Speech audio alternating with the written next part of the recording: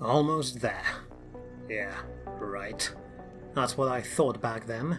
Except, somewhere between alcohol poisoning, sleep deprivation, and multiple bruises I gathered over the past few days, I forgot how complicated getting an apartment as a vagrant was. Starch Cola made it easy for us drones to go broke, but the road back up was anything but easy.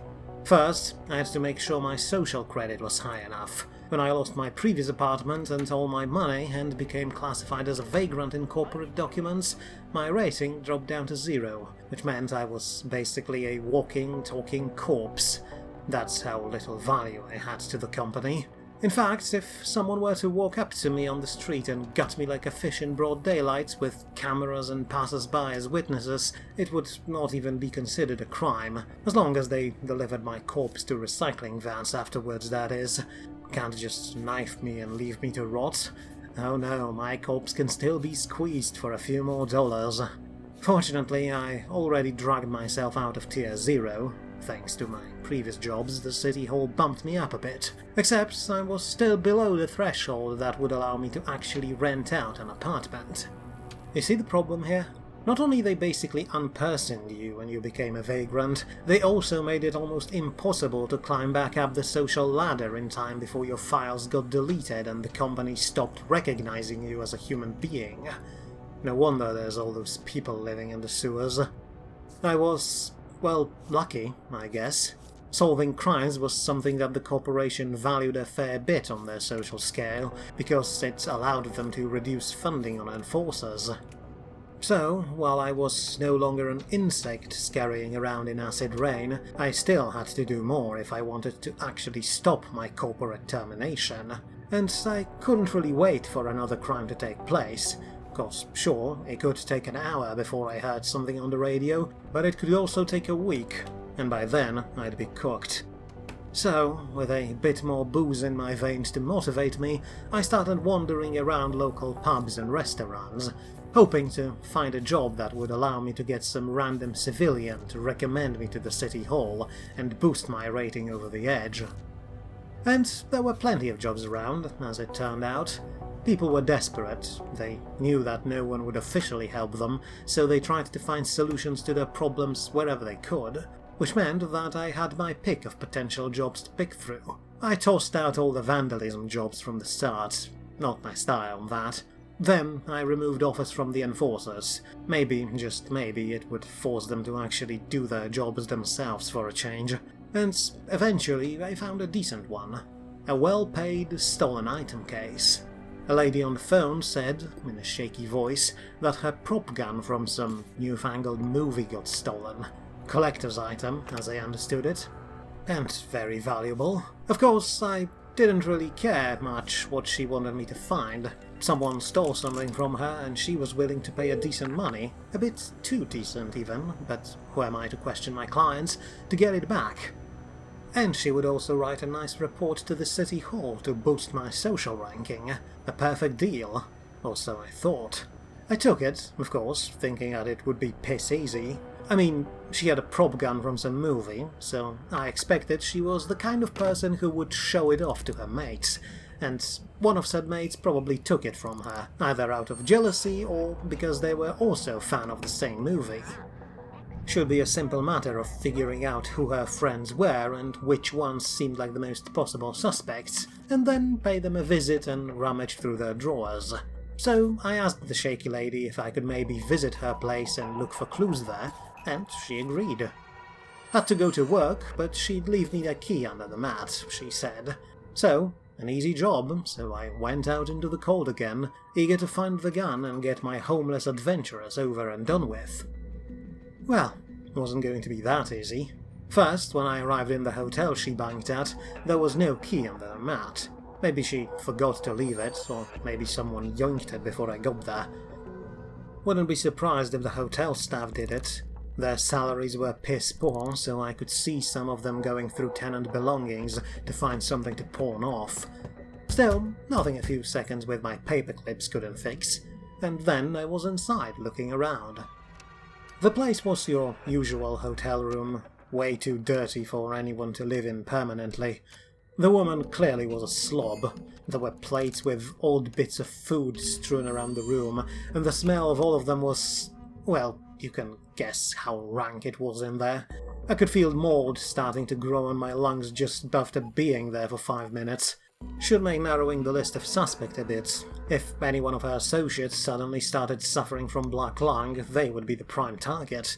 So, I went around doing usual stuff. Looking for prints, objects out of place, maybe something the thief might have lost. I didn't find anything obvious though, so I had to start going through the drawers and wardrobes. And I was looking through the bedside table, I suddenly heard the doors opening. Quickly, I straightened myself out and presented my most polite smile. "Oh, hello there, miss. I was just looking for..." I managed to say. But the woman didn't look at me like someone who lost something. Oh no, she had the eyes of someone who just found exactly what they were looking for. Ignoring my greeting, she reached under her coat and pulled out a gun, which she then pointed right at me. "Anguwa says hello."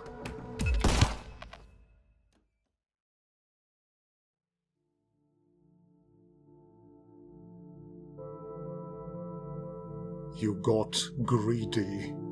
Ah, what? I get shot and this is what my subconscious has to say?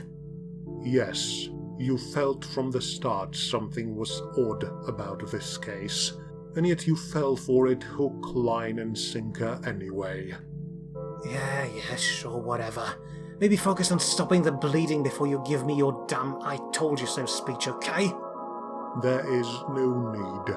The bullet was a small caliber, and your rib blocked it. You would have noticed it already if you did not panic. I got shot. I think panic is the usual reaction to such a situation. No, anger should be your reaction. She set a trap for you, and she mentioned the name of that cultist from before, which means she's a part of that corporate cult as well. So what? What does this have to do with my current painful predicament? Only that if you don't send them a clear message, it will happen again, and you may not be so lucky next time. I opened my eyes. I don't exactly remember how I got out of the apartment, but I was standing in the stairwell, holding my bleeding wound. But the pain was subsiding, replaced instead by something else. Red-hot anger. I was sick and tired of being beaten, kicked, pushed and treated like scum. Everything that happened to me over the past week, hell, over the past decade since Starch Cola took over, every memory just broke the dam in my head, and a red mist descended over my eyes. This gunshot, this fucking trap to kill me in the name of some corporation that did not care, was the last straw. I took one step up the stairs, and then another, and I kept climbing and bleeding until I saw the woman coming down after me to finish the job. The look in her eyes said it all. She shot me once and I left a trail of blood behind me. The last thing she expected was to see me coming back up to her. She pointed the gun at me again but whiffed her shot, and I fell on her with all the anger I kept bottled up over the years. I will spare you the details, but a few minutes later the woman was lying on the ground without any teeth and with every limb, finger and toe broken. Let's see your beloved damn corporation help you out of this, lady, I thought, as I dragged her back to her apartment. And you know how I was against vandalism? Well, turns out I make exceptions for people trying to kill me, and I spent another few minutes tossing crap around her apartment until it looked like a tornado went through it. Then, finally, I took her gun, and what do you know, it really was a replica of some historic weapon, except it was not a replica and it was actually functional.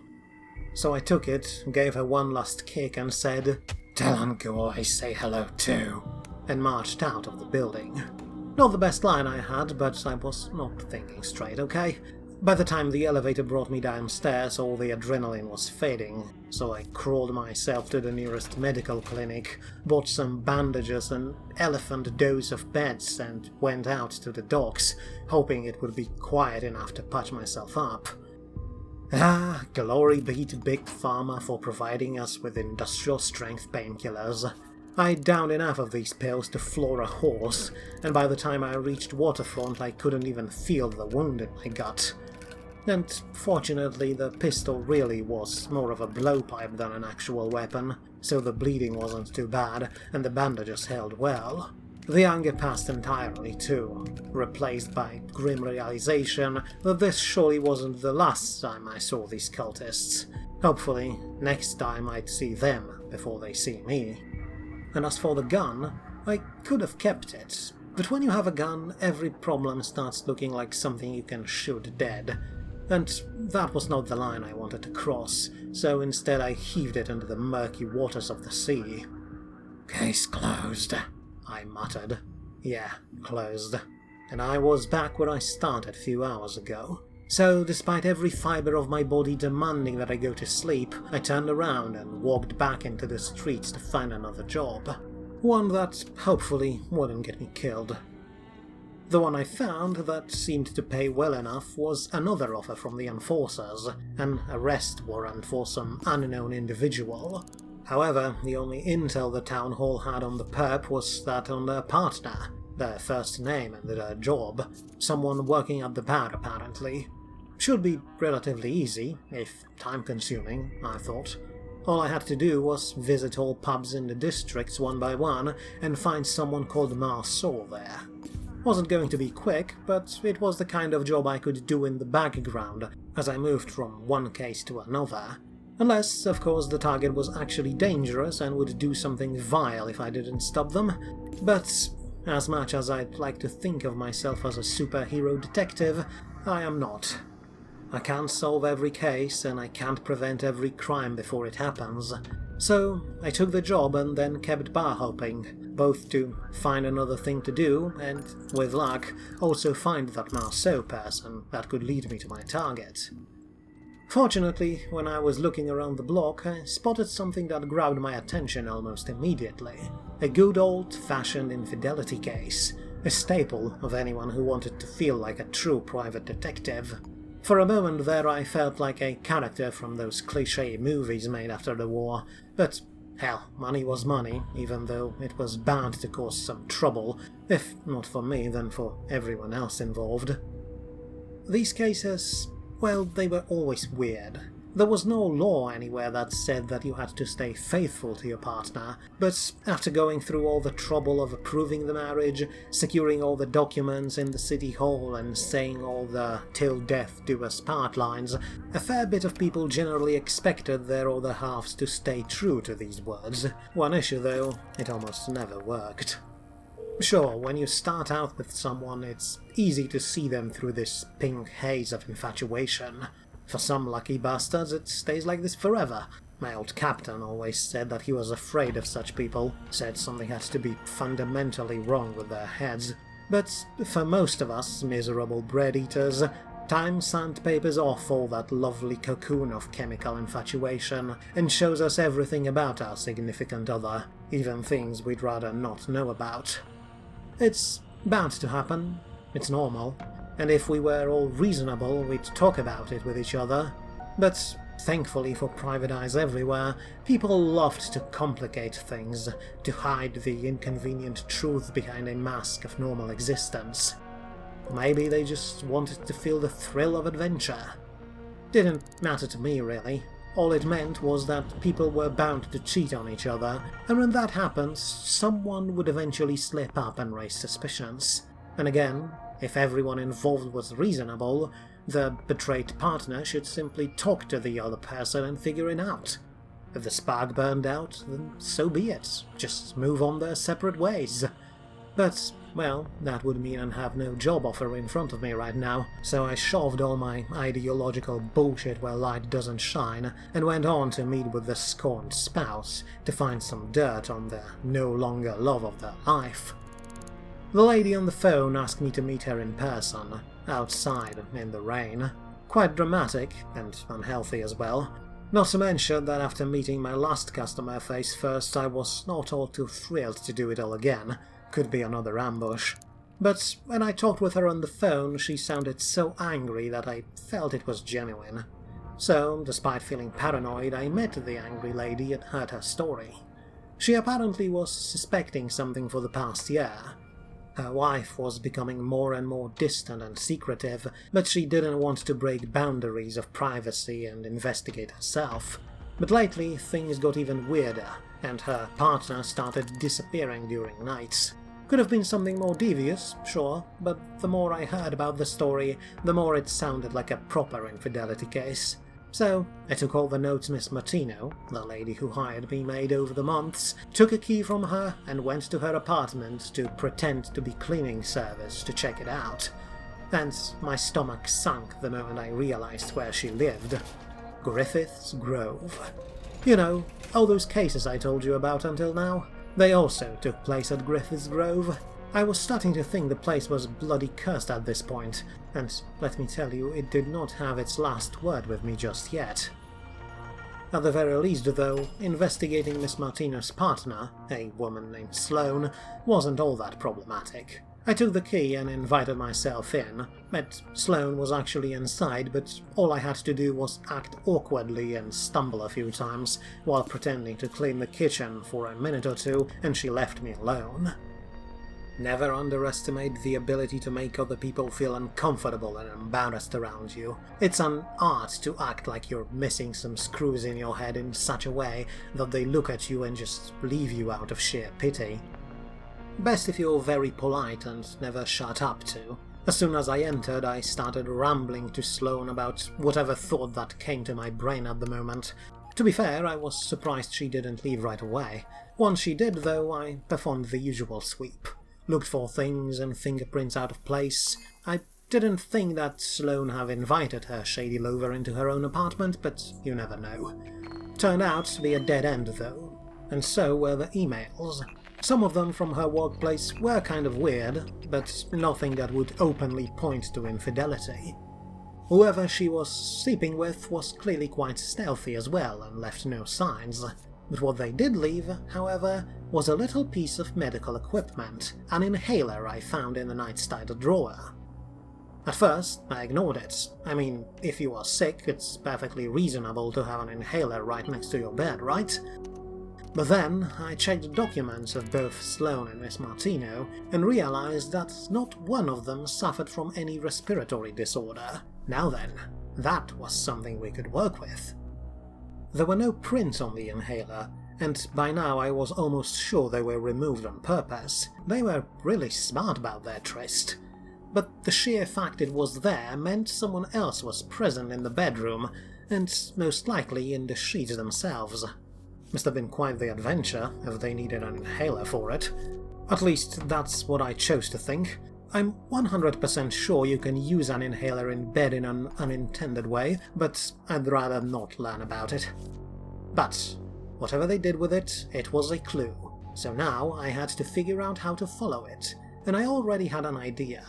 Ever since Starch Cola took over, they bought out all medical services. Every doctor was on their payroll, and every bit of medicine was sold by the corporation. So, if I could get my hands on medical databases for the district, I could find who local medics prescribed such an inhaler to. Given the quality of air around here, I expected the number would be great, but then I could compare it with Sloane's phone book and narrow the list of suspects. And so I left the apartment to do just that, but then I had one of those moments. You know, the kind where the gut feeling takes over and pushes you in a certain direction. You see, one of the people Sloane knew lived exactly on the opposite side of the stairwell, and just like with Anguo before, something just pushed me there. I can't explain it, it's like a chill going down my spine every now and then, and it's something I learned to listen to. So I went to the other apartment to investigate. Got lucky too, no one was inside, so all I had to do was pick the lock and sneak in. Went immediately for the documents, and found nothing about inhalers there. No prescriptions, nothing. I almost walked out, thinking it was a dead end, but then I decided to be thorough just in case. And in one of the drawers I found a letter. Just a few words from one jealous lover to another, and this time there was no hiding. Sloane's name was written directly there. Got 'em. Now, all I had to do was figure out who wrote it, but that was easy. The letter mentioned someone called Dallas, and I already knew from rifling through their papers that it was one of the tenants here. And unless that Dallas wrote about himself in third person, then the other guy living here, a fella called Julian, must have been the second half of that unfaithful pair.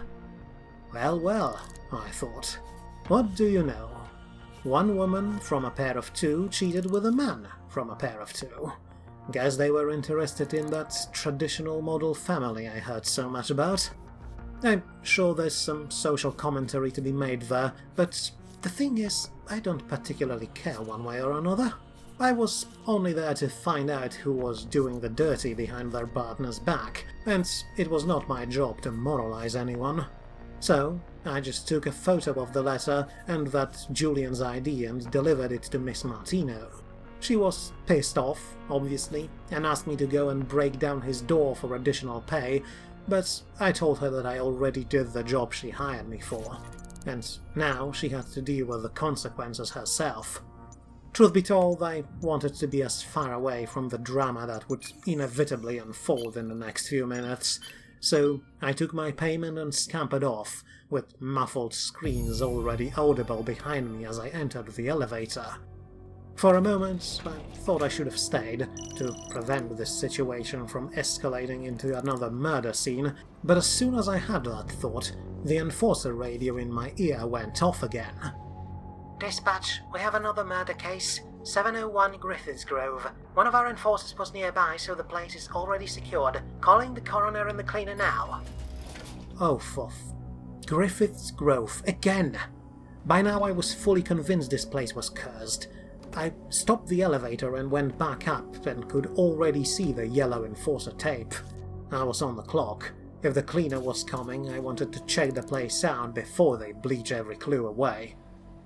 By now you know how this works, so I'm going to be quick. I sneaked in, found a corpse of a lady in her underwear, laying face down in a pool of her own blood, with a bunch of gunshot wounds all over her. She must have been jumped by someone right as she was getting dressed for work, or undressed after it. Sometimes it's hard to say what time it is with all that dark smog outside. And whoever killed her was not professional about it. There were bullet casings scattered all over the floor, small ones, clearly from a regular pistol. No prints on them, but as I explored the rest of the apartment I found one open drawer. It was almost torn out, which had prints that didn't belong either to the victim or their partner. So, another clue there. To be fair though, the victim didn't seem all that innocent this time. There was a rifle in the room, a full-blown assault rifle, loaded and ready to fire right next to the damned window. I swear inhabitants of Griffiths Grove were absolutely deranged. I was starting to wonder if this place wasn't built on some ancient burial ground, because the amount of bullshit that happened in this single building was something else. Or maybe, I thought, for someone this was all going exactly to plan. But I wasn't here to look for bigger conspiracies right now. Not yet, at least. Not until someone paid me for it. I had to find the killer with a pistol, and I had the weapon caliber, prints, and a list of known associates of the victim. And also, I had a note. Apparently, the victim was being followed around by someone, except that someone was described so vaguely it didn't help much. Average height, average build, maybe a female. Well, better than nothing, I guess, and it proved this was not a random act of violence, but someone planned it in advance. So, a perfectly good set of leads. Now I just had to pick at them until I found something. First, I went to the basement to the pawn shop to my old friend. I know I promised him he'd never see me again, but after I explained there was another murder, he reluctantly let me in and showed me his ledger. There were some names, or aliases or initials, of people who bought pistol ammo in recent days. Not much, but always something to guide my steps. One set of initials was especially interesting, SP. I checked it against victim's phone book and found some people whose names started with S. Even the unfaithful wife Sloane from my previous case was there. She was off the hook though. I went through her apartment mere hours before and nothing suggested she owned a gun. But I had to check other names, and that's what I did over the next many hours. I also checked the phone server while I was down underground, but no one made calls either from or to the apartment where the dead lady used to live. And then, well, then there was this most mind-numbing and back-breaking part, going through every potential name. The ones starting with S were all a bust. Though one lady did parade around with a fucking sniper rifle on her back, so I noted her name for later just in case. She was also living in Griffith's Grove, so I was almost sure she'd use it to try and kill someone one day. But others were dead ends, so I had to bite my teeth and go through every single damn name in the phone book. I told you before, sometimes this job really isn't something to write books or make movies about. Sometimes it's just meticulous, hard work, and no amount of embellishment can add any romance into it. For there is nothing adventurous or romantic or cool about a dead, tired guy going from door to door for almost an entire day, with a short break for a nap in one of the basements, while scanning fingerprints and peeking under doorways. But unless the perp is the most obvious moron in the world, and believe me, there are ones like that, sometimes they even sign themselves, as you know, then you have to go through all these motions to find them. But that is, in a way, a comforting thought. If you remain relentless and determined, you will find them. It's only a matter of time. And so it was in this case, because eventually, after going through nearly every name in the book, I found the prints that matched. At some point, after going through several pages of names and finding nothing, I decided to pay a visit to victim's workplace, since it was already late enough and everyone left for home. Took a bit of fiddling to get in. I had to disable some cameras, security systems, usual breaking and entering stuff, but then I checked the database, and almost instantly found a lady whose prints matched the odd ones I found in the victim's apartment. And as I stared at her profile, I felt, well, accomplished, yes, but also a bit frustrated. And I think you can understand by now where this frustration was coming from. Sure, I did find a lead to follow, potentially good enough lead to properly close the case. All I had to do was verify if she had a gun. But did I do it because I had a brilliant idea? Did I pull a Sherlock Holmes and manage to deduce everything in a flash of genius? No, I found the suspect because I took an entire pile of leads and followed them like a bloodhound one by one. And in olden days, reaching the end was its own reward. Putting criminals behind bars made the world a slightly better place. But today nobody cared, and worse still, many people would be annoyed that I even bothered them with it instead of just leaving it well enough alone. It felt like I was the last sane person left in the world. Except, after everything I just told you, I'm pretty sure you think otherwise. Still, I had a perp to check out, so I printed the profile of the lady, La Juana was her name, and went to check out her apartment. She was not living in Griffith's Grove at least, but that also meant that the murderous tendencies were not contained inside that one building. Not great.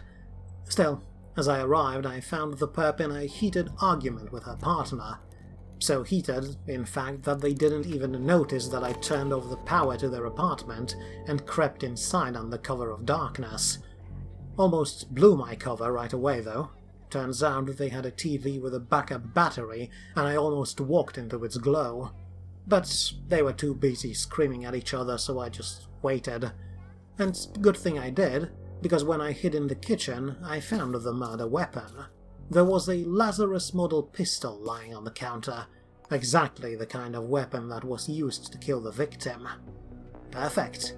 Then I waited until the guy walked out, slamming the doors behind him, and then crept right behind the lady, swiped her off her feet with a kick, and locked the cuffs on her wrists. Textbook arrest. "Don't scream, citizen," I muttered in her ear. "Might prove unhealthy, and I'm already a bit ticked off after someone shot me yesterday. Don't give me a reason. You are under arrest for murder of your coworker Seo Yunji." As I said that, I rifled through her pockets, where I found a box of pistol ammunition. Not very subtle, I thought, shaking my head. The bitch deserved it, the woman snarled, getting up to her knees. always buttering up the boss and kissing his ass instead of working. We all bust our asses in the office, and who does he reward? That cow who spends more time under his desk than at her own. Oh boy. I could understand the frustration of dealing with a lazy-ass coworker, but murdering them for it? I don't know why, but after dealing with the cultists and all the weirdos, I expected something more grandiose. But it was just some lady who had enough of a bitchy coworker and snapped. But she did say something interesting there. We, you say? You mean there were more people involved in this murder? That wasn't murder, it was public service. One less streetwalker to spread STDs around. And yeah, the entire office had enough with her, but I was the only one who had the balls to do something about it. Ah, so that was her excuse to herself. She did it in the name of all of her coworkers. Sure, they were all probably angry, but somehow I doubted they knew what La Juana was planning, and probably would not be happy about it if they did know. I shook my head as I cuffed her to the water pipe nearby. Lady, I don't even know what to say to you other than you're a fucking moron. There were so many things you could have done to get back at her, but you chose the one option that would end up ruining your own life. They're gonna send you to a corporate work camp on the mainland for this. Was getting some petty revenge worth it? She looked at me and I could see sudden panic in her eyes. She really didn't put any thought into this. She just snapped, took a gun and went out to murder someone, and signed her own death sentence in the process. Except her victim at least died quickly from gunshots. La Juana, on the other hand, would suffer for the next months or years, until her body will eventually give in and they will toss her in a recycling vat in some mine or factory where she would never see the sun again. I could almost feel pity for her, if not for the fact that she was a murderer. So I left her there, sobbing as reality sank in, locked the doors behind me and broke the lock, to ensure her husband wouldn't be able to open them up too quickly. And then I marched to the town hall and handed in the case, all the while trying to not think about it. Half an hour later, the enforcers brought her in, her eyes already empty and dead, and handed me my reward. I was loaded now, and all it took was sending a woman to a slow death in a work camp. I shook that thought out of my head and left just as the town hall office drone tossed another one of his passive-aggressive remarks at my state. Sometimes walking away really is the best option. La Juana would have gutted him on the spot. But there I was. An account, well, maybe not full of money, but I had enough of it to actually look for a place to live. Found a few good offers over the next few hours, but I decided to check out an apartment on the second floor of Schwartz Towers. First, it was close to the waterfront, so I could actually see the ships coming into port, and secondly, it was as far away as possible from Griffith's Grove and its deranged denizens. The rent was also quite high, over $3,000 a month, and if I was still an office drone it would be impossible to afford. But it turns out this private detecting job is actually quite profitable, so I was confident I could earn that money easily every month. Hell, investigating all the crazies at Griffith's Grove would probably be enough. So I called in, made a transfer, and there I was. I was no longer a vagrant, no longer homeless, no longer in danger of becoming unpersoned by the corporation. I was back into the fold. The horrible, awful, greedy and self-centered fold of Starch Cola that only cared for profits I could make for them. Doesn't sound all that great when I said it out loud, doesn't it? But, well, stability in life is important. Having a bed to sleep in, a roof over your head, you only recognize their value after living on the streets for a while. So, after I was done filing all paperwork at the town hall, I decided to treat myself to something truly luxurious. I went into my new apartment, took a shower without fear of someone else walking in to beat me half to death, and then I collapsed onto the bed. my very own bed. The neighbors were watching TV too loudly, and the ships at port blared their foghorns every now and then, but after a week of surviving only on naps in the rain, it felt divine. The world was still out there, still awful. Starch-Cola still ruled us with their corporate iron fist, but at least for me, things were getting better. Selfish? Maybe. But I'm just the one guy. Saving the world is a bit above my pay grade. But maybe I can at least remove some assholes from it. And hey, maybe one day I will find in my investigations something that will help bring Starch Corporation down. But in that moment, all I cared about was the comfort of my own bed. When I woke up, I was so refreshed I felt like I could do anything. So I went back to that case where all the info I had was that someone's partner was a bartender. And it turns out that when you can actually think straight, finding someone like that is not all that difficult. By the end of the day, I found that Marceau person, followed them home and arrested her partner for the enforcers. And ka-ching! Another bit of money in the bank for me, and another violent asshole removed from society. At least I hoped he was a violent asshole. The enforcers weren't exactly eager to explain why they wanted him. And that is why I'm here, starting up my office now that I have a place to put it in. So, if you ever need somewhere or something found or followed, you know where to find me. Look, here is my card.